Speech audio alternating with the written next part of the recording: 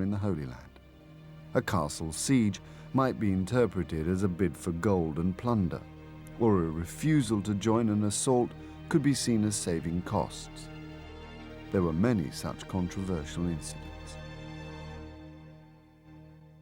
One of these is the capture of a man called Nasir al-Din, who was fleeing from a failed political coup in Egypt in 1154, was captured by the Latin Christians and was put into the custody of the Templars. The Templars then sold him back to his political enemies in Egypt for a large sum, and he was killed by the mob. The story that is told by some chroniclers is that this man, however, was interested in being converted to Christianity. And this doesn't redound very well on the Templars. It looks as if they're more interested in gaining the ransom money than in conversion. But the Templars did not always take the money. Soon after their construction of a new castle on the Jordan frontier, they received a visitor.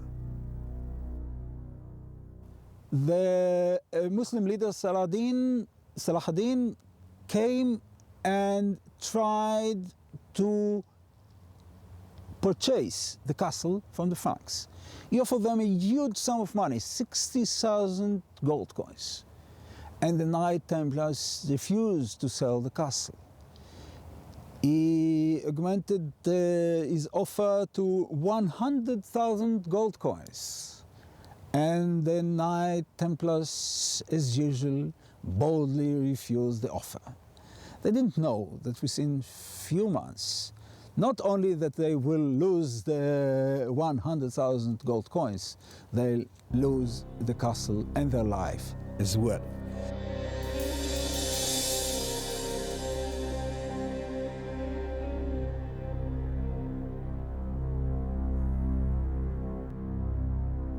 The Templars' obsession with raising money was well founded, and their cautious policy in the East was based on a simple formula.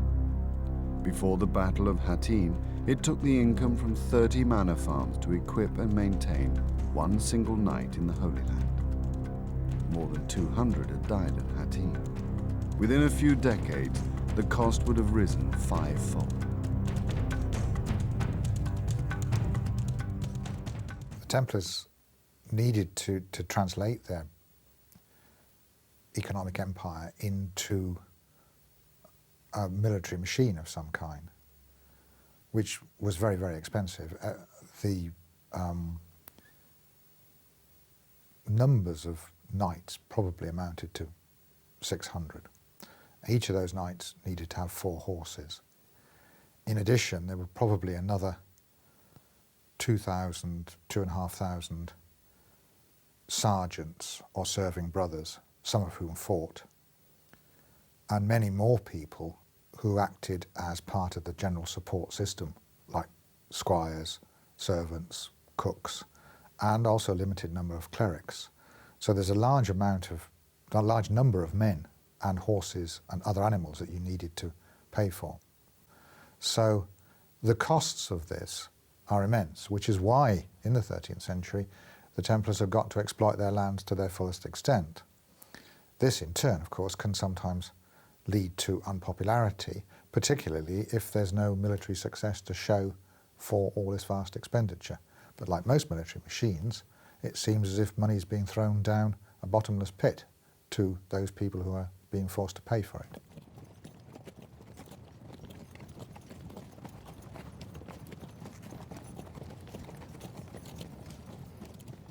A Crusader knight's single most expensive item was his horse.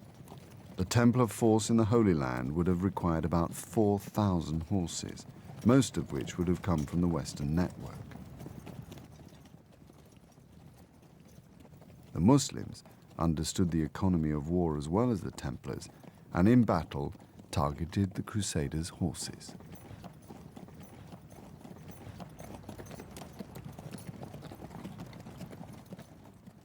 In some of the sources, even at the contemporary sources, The Turkish and Saracen habit of attacking the horses was regarded almost as unsporting.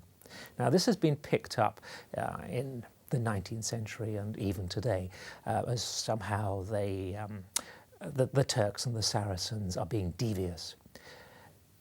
I have to say this is somewhat unfair because they're entering battle to win the battle. And if you can defeat your enemy by injuring his horse or his horses or frightening his horses, you don't have to kill the man. You're not there, as far as a Saracenic warrior is concerned, to achieve personal glory. You're there as a professional soldier with a rather modern attitude towards the job in hand, and that is to succeed.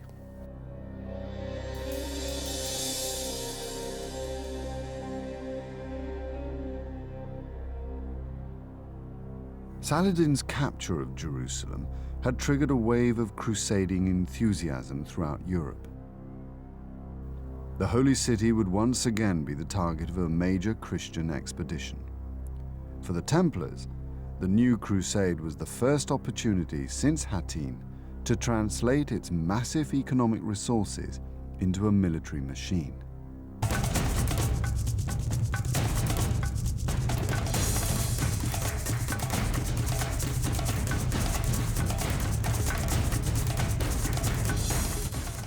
The Order of the Temple was integral to the Third Crusade, led by the King of England, Richard the Lionheart, and Philip II of France.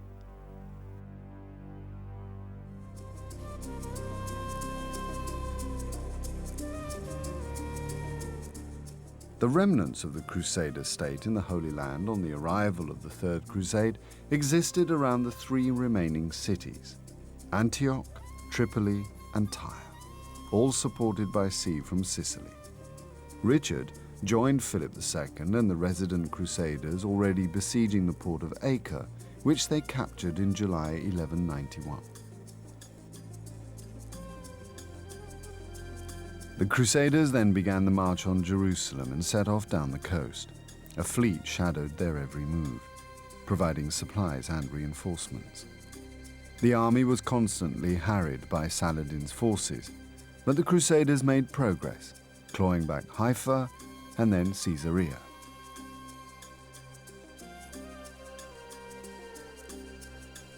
On the road to Assur, Saladin attacked in strength.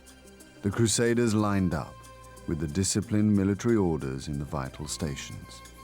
The Muslim attack was driven off by a powerful Crusader counterattack. Richard's victory over Saladin meant the Crusader state was once more firmly established in the Holy Land. Richard took Jaffa, but Jerusalem itself was just too vulnerable to Muslim attacks. The Templars had played an essential role in the Third Crusade, providing logistical support, but mainly as a coherent, disciplined military outfit Richard I could rely on at all times. Whatever his many faults, Richard did commit resources and indeed risked his own life and health many times for the cause of the Crusades, and I think he discerned the Templars were equally prepared to make that commitment. The master of the Temple, Gerd of Riedfort, died. There was a vacancy in the mastership, and Richard wished to extend his influence in that direction and managed to secure the election of one of his own vassals, a man called Robert of Sable, as master. And from then on, there was quite a close link between the Temple and Richard, and they became a very important part of his army after the taking of Acre and the march south towards, supposedly towards Jerusalem, but which never in fact took Jerusalem.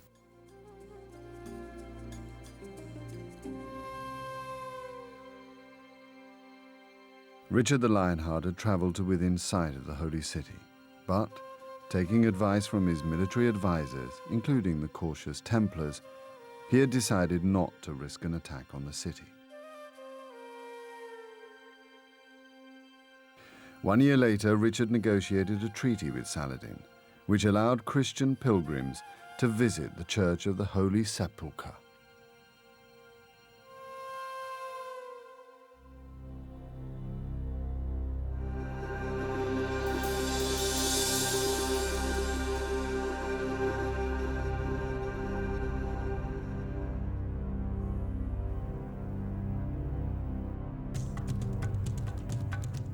Although the Third Crusade had failed to gain control of Jerusalem, the victories of Richard I had rejuvenated the Crusader states and given the Christians a firm foundation from which to begin expansion.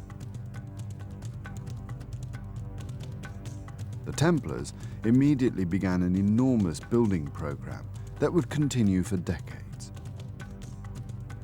The Templars created their new headquarters in the port of Acre, which became the new capital of the Christian Holy Land for the military orders and the Italian trading cities. Much of the Hospitallers compound exists today, but little remains of Acre's Templar quarter. This enormous tunnel, constructed beneath the city, is just one testament to the effort and resources the Knights Templar must have invested in the East. When Saladin died in 1193, the Islamic world once more crumbled into disunity. Islam's failure to unite against the Christians would buy the Crusaders much-needed breathing space. But the Christians could never entirely rely on Muslim divisions. For the Templars, recent success came with a price. The massive investment needed to man and fortify the newly recovered lands meant expanding the network, a corporation that was growing ever more unpopular.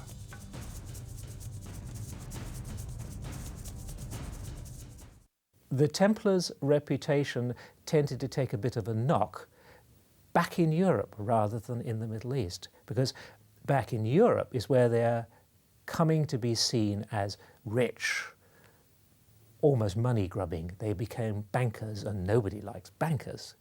So there was a jealousy, a resentment. But this is not immediately transferred to those who are stationed out there on the frontier, manning the castle walls and so on.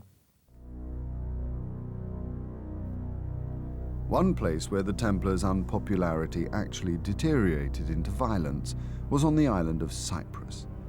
In an awesome display of their wealth and resources, the Templars had purchased this entire country from King Richard, who had conquered the island en route to Palestine.